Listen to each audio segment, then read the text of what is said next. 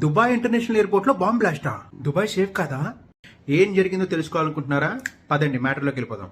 First point, Dubai airport లో ఏ bomb blast అవ్వలేదు, ఏ terrorist attack అవ్వలేదు.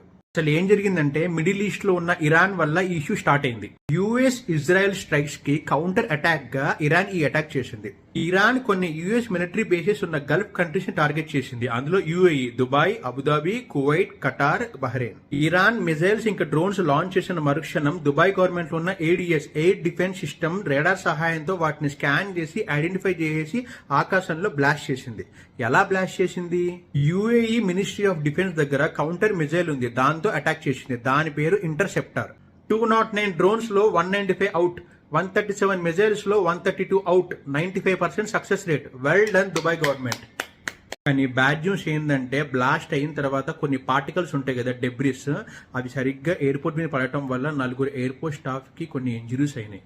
అలాగే ఎయిర్పోర్ట్ కి స్ట్రక్చరల్ డ్యామేజ్ అయింది, అద్దాలు పగిలిపోయినాయి, రూఫ్ డ్యామేజ్ అయింది, టెర్మినల్ లో స్మోక్. ఈ రోజు అంటే మార్చ్ 1 దుబాయ్ గవర్నమెంట్ అలాగే సివిల్ ఏవియేషన్ అఫీషియల్ రిపోర్ట్స్ ప్రకారం బ్లాస్ట్ అయినప్పుడు కొన్ని ఫ్లైట్ ఆపరేషన్స్ టెంపరీగా స్టాప్ చేశారు. బట్ ఇప్పుడు అన్ని ఫ్లైట్ ఆపరేషన్స్ నార్మల్ గా ఉన్నాయి, కంగారు పడాల్సిందేమీ లేదు. Thank you.